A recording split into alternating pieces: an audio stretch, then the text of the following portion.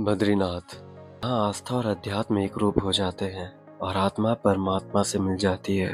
सुना है पहाड़ी रास्तों में रिस्क है, लेकिन हमें हो गया इसके नज़ारों से इश्क है। और इस इश्क की ओर खिंचे हुए मन में आस्था, आंखों में उत्तराखंड की खूबसूरती और कदमों में प्रभु के दर तक पहुंचने का उत्साह लिए हम बढ़ चले बद्रीनाथ की ओर। हमारा सफर शुरू होता है सीतापुर से।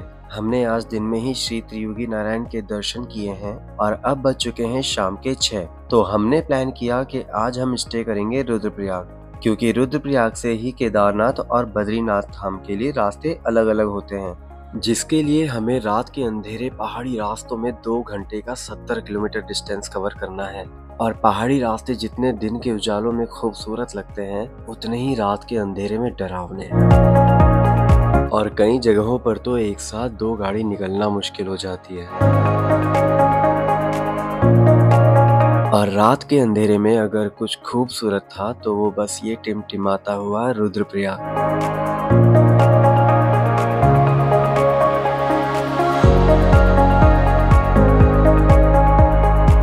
और फाइनली हमें स्टे के लिए एक होटल मिला और ये है हमारा आज का रूम।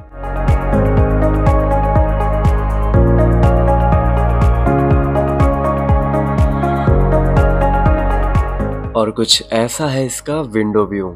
ये ठंडी ठंडी सी हवाएं हमारी थकान को दूर कर रही हैं।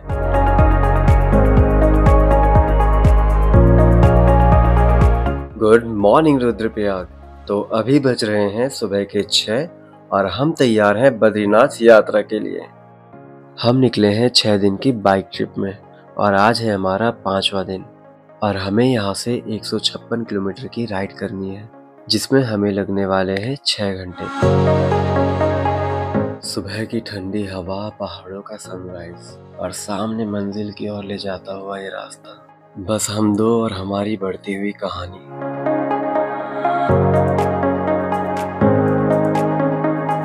हम गुजर रहे हैं कर्णप्रयाग से, जहां अलकनंदा और पिंडर नदी का संगम होता है। ये उत्तराखंड के पंचप्रयाग में से तीसरा प्रयाग है। महाभारत के योद्धा कर्ण ने यहीं पर सूर्य देव से कवच कुंडल प्राप्त करने के लिए तपस्या की थी, इसलिए इसका नाम कर्णप्रयाग रखा गया है। बद्रीनाथ के रास्ते जितने खूबसूरत हैं, उतने ही खतरनाक भी। ये टेढ़े मेढ़े रास्ते, सड़कों पर उड़ती धूल, लंबा सफर। और इस वक्त हम गुजर रहे हैं जहाँ कुछ दिन पहले ही लैंडस्लाइड हुआ है और जगह जगह हमें ऐसी चुनौतियों का सामना करने को मिल रहा है।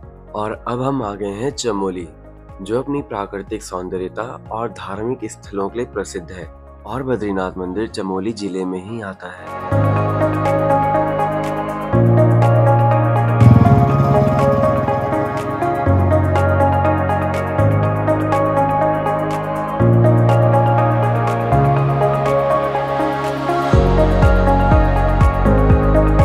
पेट्रोल पंप का नज़ारा हो तो कुछ ऐसा, जहां हमारी बाइक के साथ हम लोग भी इन खूबसूरत नज़ारों को देख के रिफ्रेश हो गए।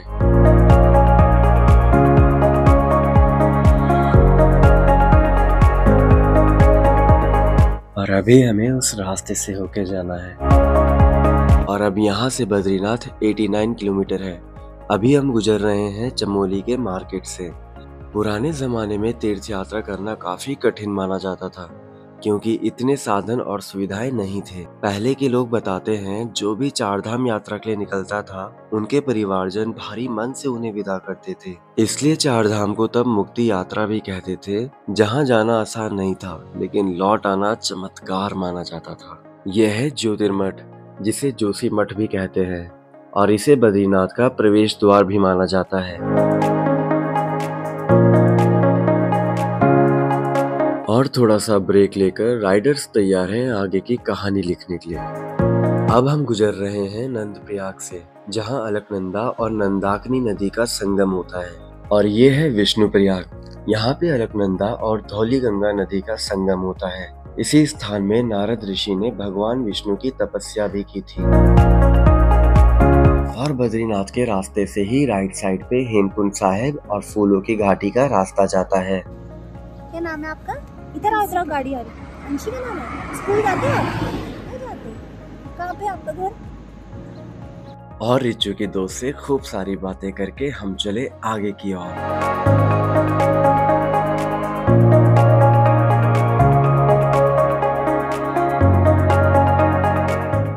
फाइनली पहुंच चुके हैं बद्रीनाथ धाम की पावन भूमि पर।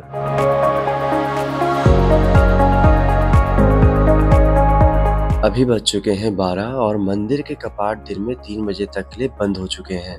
हम खड़े हैं बद्रीनाथ के मेन एंट्रेंस पे और यहाँ राइट साइड से माना गांव का रास्ता है और यहीं पे बद्रीनाथ का मेन मार्केट और काफी होटल्स हैं। और ये है आज का रूम जो काफी नीट एंड क्लीन है। और फिर हमने लंच किया जहाँ से पूरा मार्केट दिखाई देता है। ऑफ सीजन होने की वजह से यहाँ भी बिल्कुल भीड़ नहीं है। तो अभी बज गए हैं 2:30 और हम जा रहे हैं दर्शन के लिए। हमें यहाँ से मंदिर तक पहुँचने के लिए करीबन 300 मीटर पैदल चलना है। बद्रीनाथ मंदिर नर नारायण पर्वत के बीच में स्थित है और बद्रीनाथ के पहाड़ों की छाव में बसे हर नज़ारे इतने खूबसूरत हैं जैसे इनमें उन्हीं का वास हो।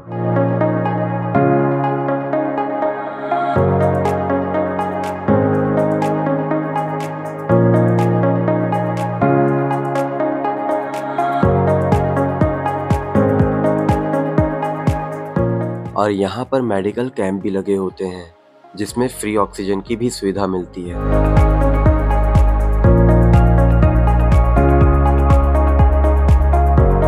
कुछ दूरी चलने पर हमें काफी अच्छा मार्केट दिखने लगा जहाँ प्रसाद, कपड़े और भी काफी चीज की दुकानें लगी हैं।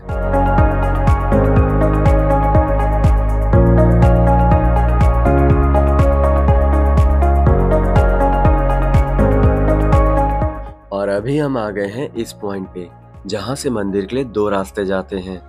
पीक सीजन में जब भीड़ ज्यादा होती है तो यात्रियों को राइट साइड से भेजा जाता है और जब भीड़ कम होती है तो यहाँ लेफ्ट साइड से भेजा जाता है।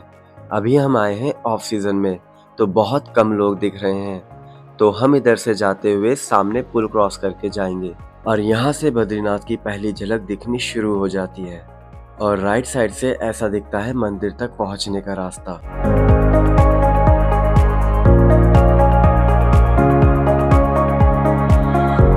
और बद्रीनाथ आने के लिए 1 किलोमीटर दूर हेलीपैड की भी सुविधा उपलब्ध है। बद्रीनाथ के कपाट सर्दियों में 6 महीने बंद रहते हैं और 6 महीने बाद कपाट खुलने की घोषणा हर साल बसंत पंचमी के दिन और कपाट बंद होने की घोषणा दशहरे के शुभ अवसर पर की जाती है। इस साल 2025 में मंदिर के कपाट 4 मई को खोले गए और 25 नवंबर को बंद किए जाएंगे। मंदिर में प्रवेश से ठीक पहले राइट साइड में नीचे तप्त कुंड का रास्ता है। केदारनाथ की तरह यहाँ भी तप्त कुंड है। श्रद्धालु यहाँ स्नान करके मंदिर के दर्शन करते हैं।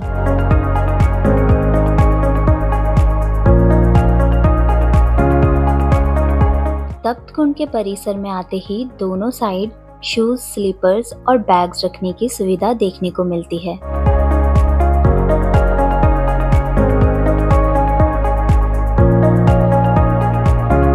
ये है तप्त कुंड। इसका पानी औषधीय माना जाता है जिससे स्किन रिलेटेड प्रॉब्लम भी दूर होती है। ये पानी नेचुरली 45 डिग्री से 55 डिग्री सेल्सियस तक गर्म रहता है। तप्त कुंड के आसपास स्थित पंचशिलाएं हैं श्री मार्कंडेय, श्री नारद, श्री गरुड़, श्री नरसिंह और श्री वराह। इन शिलाओं के बीच के स्थान को बद्रिकाश्रम कहा जाता है। इस स्थान पे किया गया दान विशेष माना जाता है।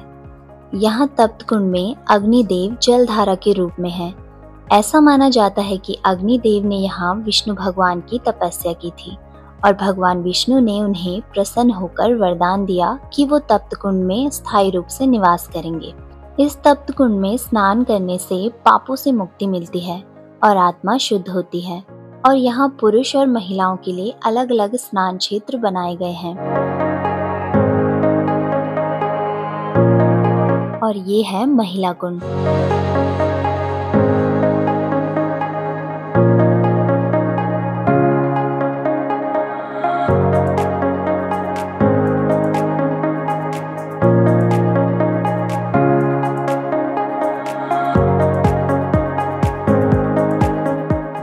और यहीं महिला कुंड के किनारे है नारद कुंड और नारद कुंड के जस्ट पीछे नारद शिला है।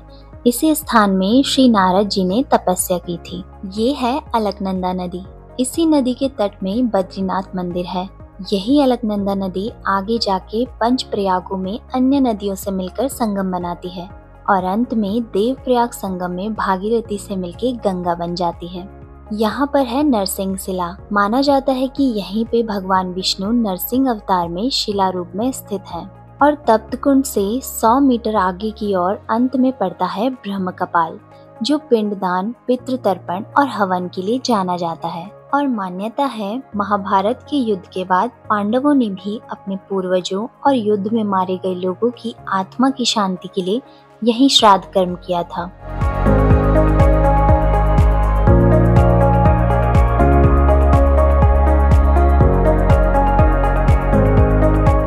और अब हम आ गए हैं बद्रीनाथ मंदिर के प्रांगण में। मंदिर की इतनी सुंदर बनावट और कलाकृतियों को देखकर ऐसा लगा मानो पत्थर में उतारी गई आस्था हो। ये सिर्फ आंखों को ही नहीं, आत्मा को भी सुंदरता का एहसास दिलाती है। और अब 3 बज चुके हैं, कपाट खुलने वाले हैं। हमने लिया है प्रसाद और तुलसी माला, क्योंकि विष्णु भगवान को तुलसी माला अति प्रिय है। और बद्री विशाल का नाम लेकर मन में उत्साह लिए हम जा रहे हैं मंदिर में दर्शन के लिए।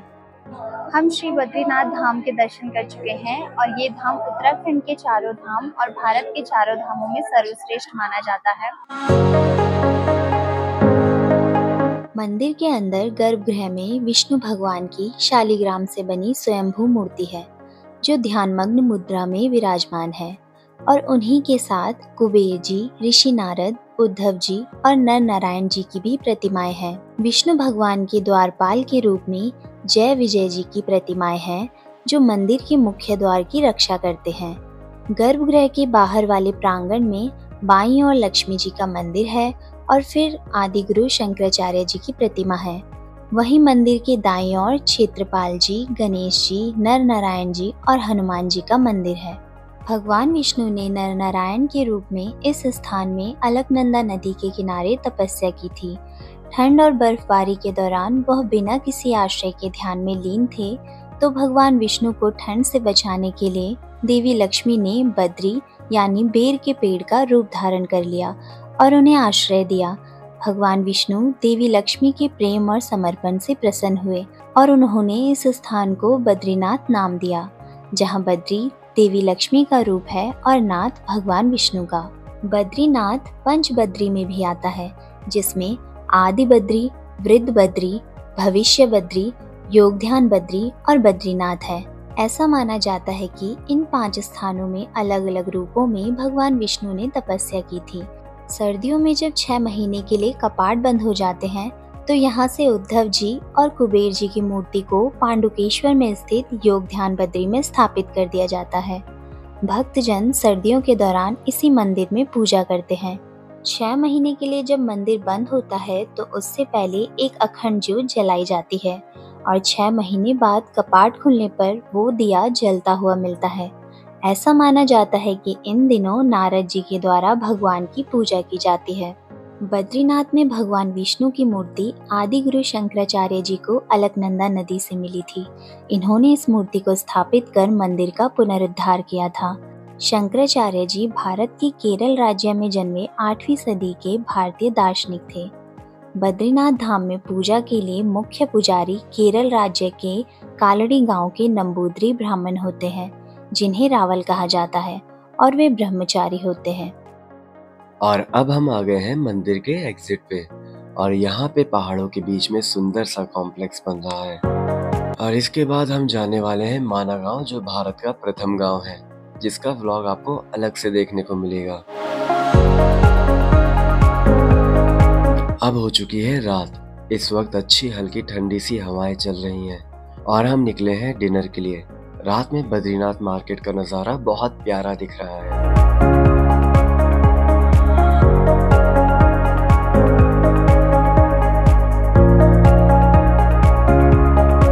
शुभ प्रभात बद्रीधाम। यहाँ की सुबह में ना कोई शोर है और ना कोई जल्दबाजी, बस एक सुकून सा है। हमारा पहले से प्लान था केदारनाथ दर्शन का, लेकिन काफ़ी बारिश होने की वजह से ये ऑलमोस्ट कैंसिल हो गया था।